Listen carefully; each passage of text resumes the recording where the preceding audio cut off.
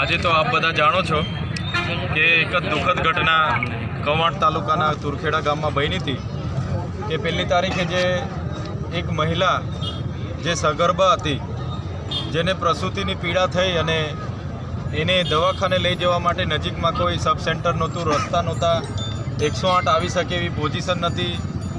એટલે આવી કોઈ પાયાની સુવિધા ન હોવાના કારણે એ મહિલાને ત્યાંના યુવાનો ઝોલીમાં લઈ જતા હતા અને રસ્તે એટલી બધી પીડા થઈ કે મહિલા રસ્તે જ મરી ગઈ. દૂરથી જવાનું હતું, રસ્તો ન હોવાના કારણે. અને એક નાની બાળકીને જન્મ આપ્યો. એ બાળકી પણ આજે 6 દિવસની છે. બકરીનું દૂધ પીને એને જીવડાવવામાં આવે છે. ત્યારે આવા દુઃખદ સમાચાર અમને મળ્યા એટલે અમે બધા સવારના ત્યાં મુલાકાતે ગયા હતા. રસ્તા ત્યાં ન હોવાના કારણે ઘણો સમય ગયો. ત્યારે પરિવારને સાંત્વના આપવા અને એમના પર આવી પડેલી આ દુઃખની ઘડીમાં ભગવાન અને પ્રકૃતિ એમને શાંતિ આપે, સાથે એમની આત્માને પણ શાંતિ આપે, એના માટે અમે ત્યાં ગયા હતા. હવે રસ્તે આવતા તમારે બધાને મળવાની તમારી અપેક્ષા હતી, તો ચોક્કસ અમે મળ્યા છે. અને આવનારા દિવસોમાં સમસ્યાઓ તો બધી ઘણી છે. આજે તમે મને આટલા આતુરતાથી એટલા માટે રાહ જુઓ છો કે અમે બોલીએ છીએ, કામ કરીએ છીએ તો લોકો બધા ઓળખે છે. નહીં તો ગુજરાતમાં તો 182 ધારાસભ્ય છે, પણ બધા આજે ટિકિટ કરીને કોઈ બોલતા નથી.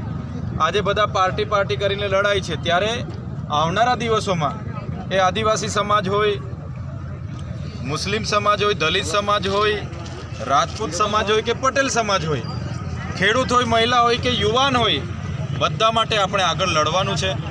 સરકાર પર અહીંના યુવાનોને રોજગારી મળે, ખેડૂતોને સારા ભાવ મળે, જેમની પણ જમીનો નેશનલ હાઈવેમાં જાય છે, જેટકોમાં ગઈ છે, નહેરોમાં ગઈ છે, એમને પણ યોગ્ય વળતર મળે. એ દિશા પર આપણે આવનાર દિવસોમાં બધા આગળ સાથે રહીને વધીશું. એટલા માટે આજે તો અહીંયા રોડ પર ઊભા છે. કોઈ અવ્યવસ્થા થાય, ટ્રાફિક થાય, એટલા માટે વધારે વાત નથી કરતા. અમે પણ સવારના ગામડાઓમાં જ હતા.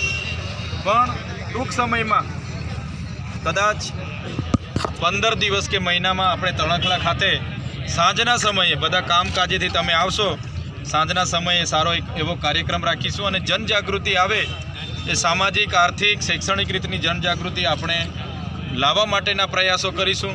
અને બધા સાથે રહીને જે કંઈ આપણી નાની મોટી સમસ્યાઓ છે, અમે તમારી સાથે રહીશું. આગેવાન તરીકે તમે અમારી સાથે રહેજો. એમ કરીને આપણે બધા એક યુનિટી બનાવીને એને જ્યાં પણ સમયે યોગ્ય સમયે રજૂઆત કરવાની થશે, હું તમારામાંથી સરકારમાં રજૂઆત કરીશ. એનું નિરાકરણ લાવવાનું કોશિશ આપણે કરીશું, તમામ પ્રયાસો કરીશું. એ જ વાત સાથે તમે ઘણા સમયથી રાહ જોઈને ઊભા હતા. ખરેખર આપ બધા વડીલો, યુવાનો, તમામ સાથીઓને મળીને મને પણ આનંદ થયો. અને આવનાર દિવસોમાં જે કંઈ નાની મોટી સમસ્યાઓ છે, બધા આપણે સાથે રહીને એમાં આગળ વધીશું. અને તમે બધાએ અમારું સ્વાગત કર્યું, અમને સાંભળ્યા, અમને અહીંયા બોલાવ્યા, એ બદલ બધાનો આભાર માનીએ છીએ. ફરીવાર આપણે મળીશું તો સારો પ્રોગ્રામ બધા સાથે રહીને કરીશું. બધાનો ખૂબ ખૂબ આભાર, ધન્યવાદ.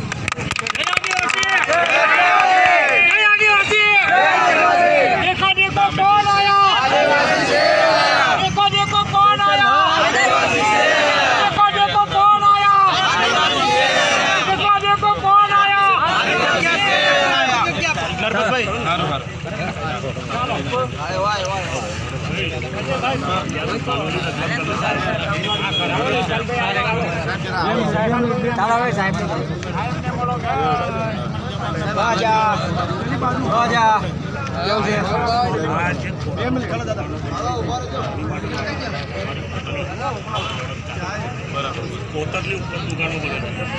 અહીંયા જે આપણા આદિવાસી જે લોકોને ખાલી કરે, એપીએમસી દુકાનો બનાવી, બરાબર છે. અને ખાલી કરાવીને એપીએમસી દુકાનો બનાવી, એની આકારની તલાટીએ બરાબર છે. ખરેખર આકારની લાયકી જગ્યા છે કોતરની. અહીંયા 2 આદિવાસી છે, એ બી હમણાં ખેતીની વિચારા કરી રહ્યા છે. અમને બી હમણાં નોટિસ બરાબર છે. એની માટે ખાસ આપણે 15 દિવસ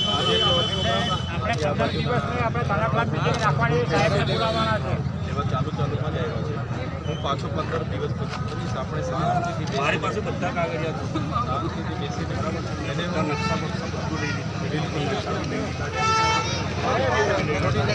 પછી આપણે પ્રોગ્રામ રાખી